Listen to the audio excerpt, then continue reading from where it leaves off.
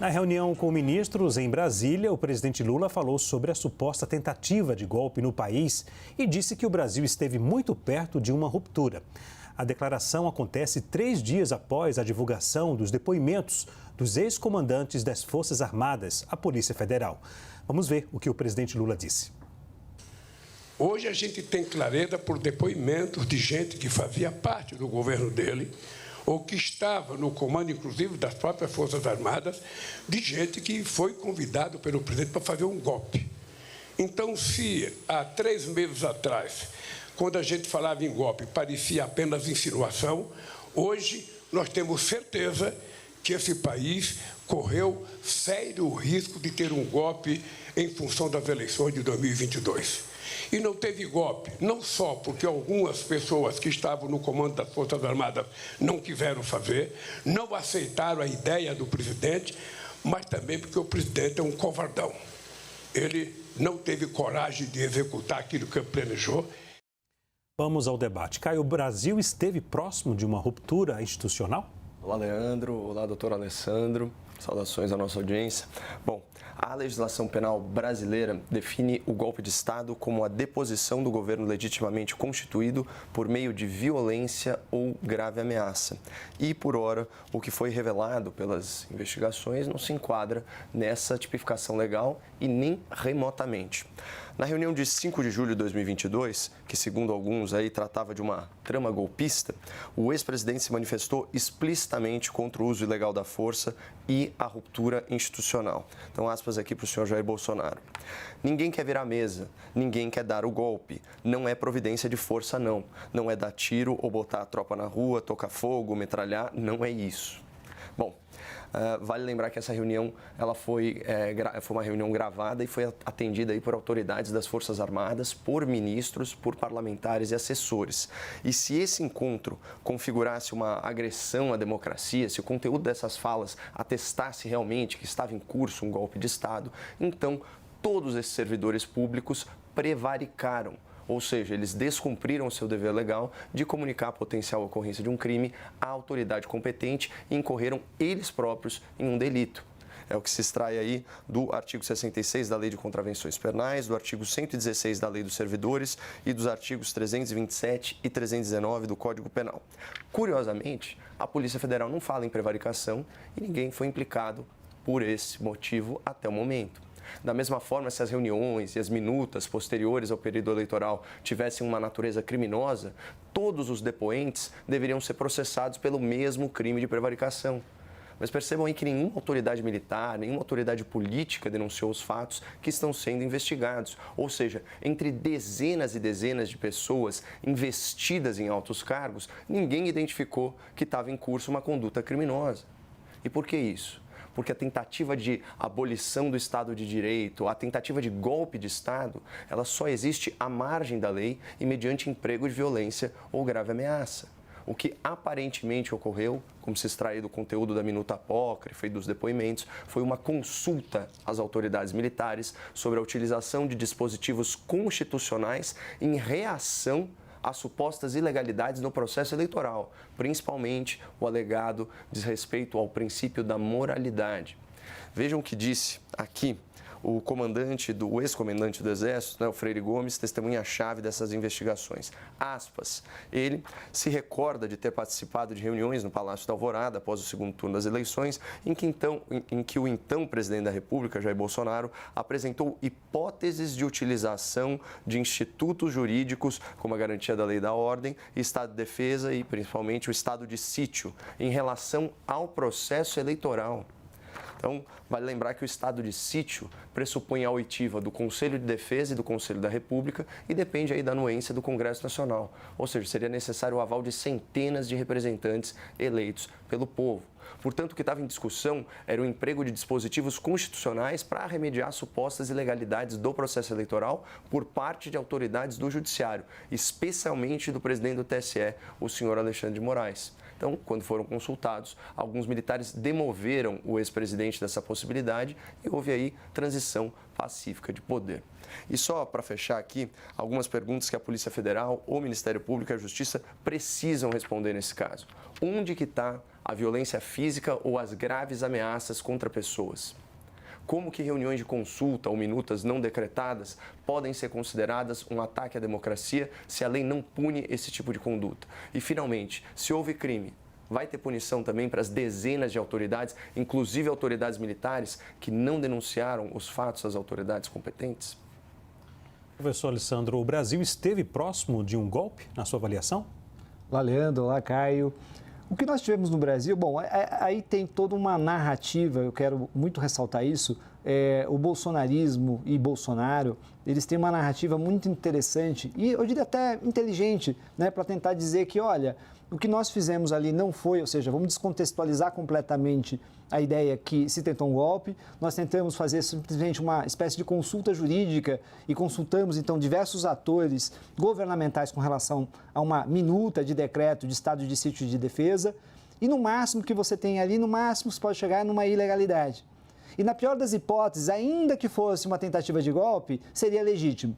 Ou seja, toda a narrativa que é realizada pelo Bolsonaro e pelo bolsonarismo é de que ali não houve algo tão grave quanto parece, que, em última instância, significa legitimar aqueles atos e fazer um discurso político. Agora, em última instância, o que a gente tem? A gente tem um presidente da República, veja, não é qualquer cargo, nós temos ministros do governo, nós temos generais, veja, comandantes das Forças Armadas se reunindo, fazendo reuniões, pessoas montando minutas, construindo minutas de decretos de estado de sítio de defesa, cujo conteúdo completamente inconstitucional, ofensivo ao texto constitucional em seu conteúdo. Nós temos militares mantendo acampamento em Brasília, na frente da estrutura militar, e um acampamento que demandava uma manifestação, que demandava intervenção militar.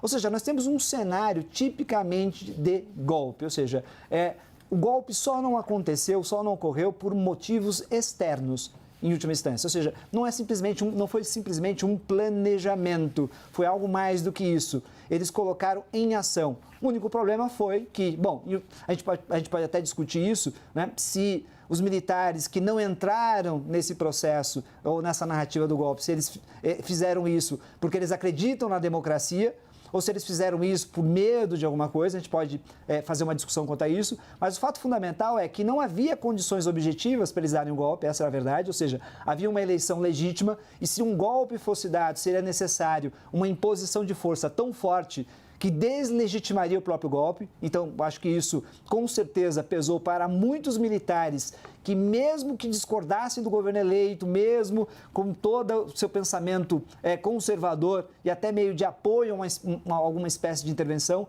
isso pesou muito na hora deles tomarem uma decisão. Ou seja, seria preciso instituir no Brasil um governo de alta violência, talvez muito, mas muito maior do que foi a ditadura de 1964, para que eles pudessem se manter no poder. E mais do que isso, houve consulta, a gente precisa dizer isso, ocorreram consultas a governos no exterior. Os Estados Unidos não deu aval a um golpe, a um possível golpe de Estado no Brasil. Ou seja, todo esse cenário é que inviabilizou qualquer tipo de golpe ou de ato mais profundo com relação à situação vivenciada no Brasil.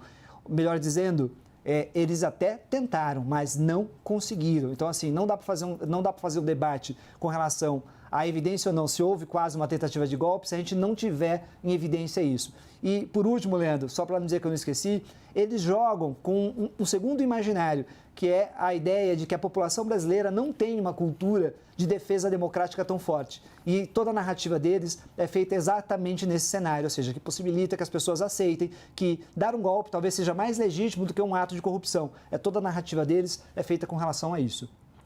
Caio, os depoimentos dos ex-comandantes colocam o ex-presidente Jair Bolsonaro no centro do caso?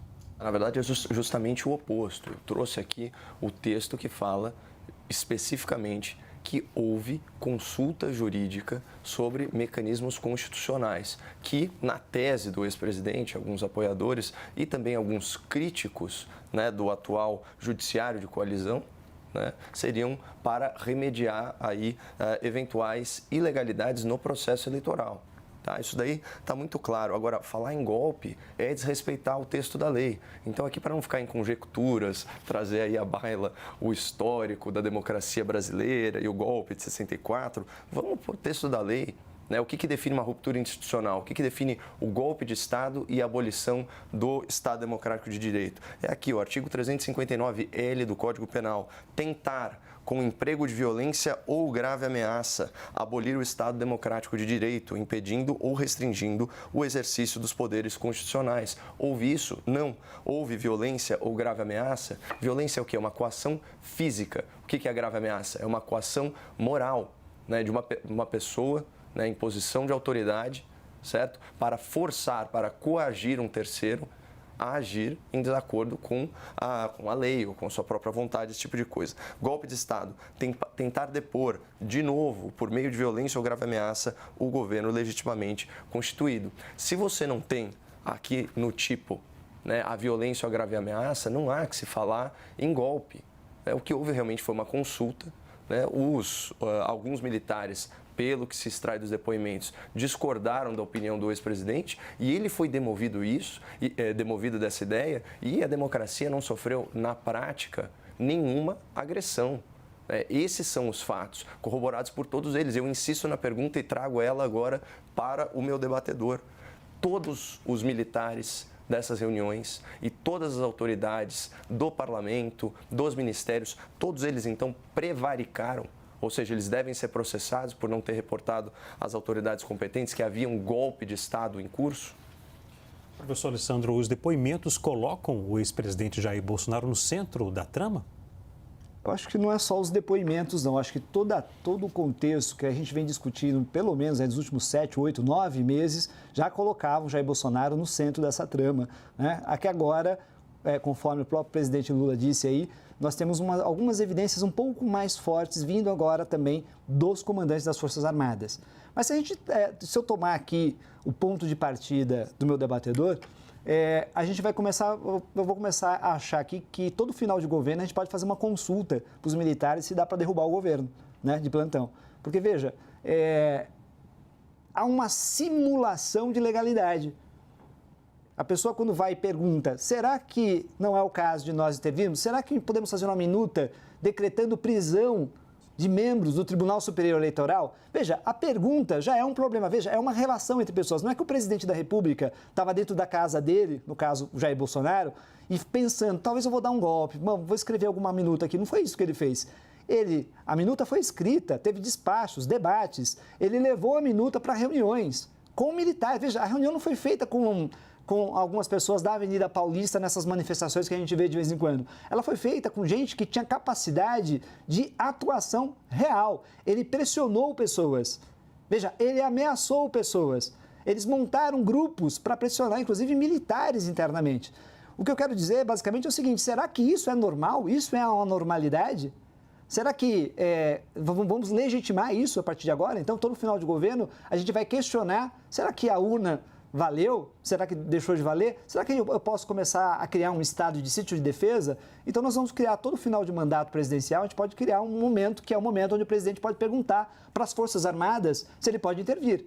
Essa é a questão que está posta. Ou seja, será que isso foi normal? Aí a gente pode brincar, não foi normal. Bom, se não foi normal, o que a gente pode, então, pensar sobre isso? Qual o nível de criminalidade disso?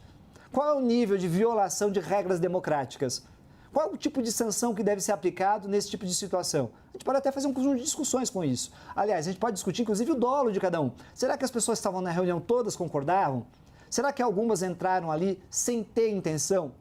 Quais foram as pessoas que entraram com intenção? E aí a gente pode puxar um baita de um fio histórico para tentar verificar, e aí está aparecendo agora, nos depoimentos, ou seja, as pessoas dizendo, nós fizemos reunião, sim. O Bolsonaro propôs, eu dei voz de prisão para o sujeito, que é isso que aconteceu agora, um militar dizendo que o outro chegou a dar voz de prisão. Ou seja, por que alguém vai dar voz de prisão? Porque o outro está dentro da legalidade, da constitucionalidade? Caio, concorda? Obviamente não foi isso que se extrai do depoimento.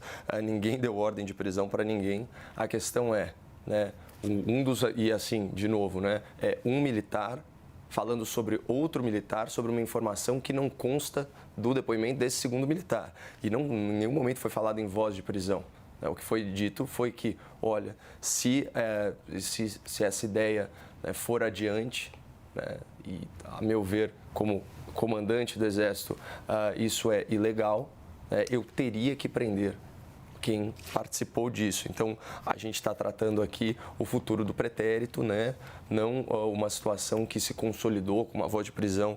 Agora, de novo, eu destaco a ausência de resposta do meu debatedor para a questão óbvia. Prevaricaram ou não prevaricaram? Se houve crime, houve prevaricação. E olha só que curioso, o próprio presidente Lula, né, ao tentar insultar aí seu adversário político, chamando de covarde, disse: não teve a coragem de executar o que planejou. E o tipo penal não existe na sua forma tentada, porque ele próprio já é tentativa. Não existe a tentativa da tentativa.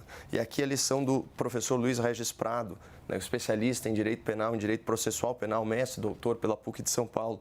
É imprescindível que haja uma atuação concreta voltada a inviabilizar ou pelo menos restringir por meio de violência ou grave ameaça as atividades dos poderes, etc. e tal. O delito se consuma no momento em que o agente emprega violência ou grave ameaça, impedindo ou limitando o exercício dos poderes constitucionais. Qual poder constitucional que foi limitado ou impedido, pessoal? Não houve crime, pelo menos não pelo que se extrai até agora, não aconteceu. A tentativa não se afigura como possível.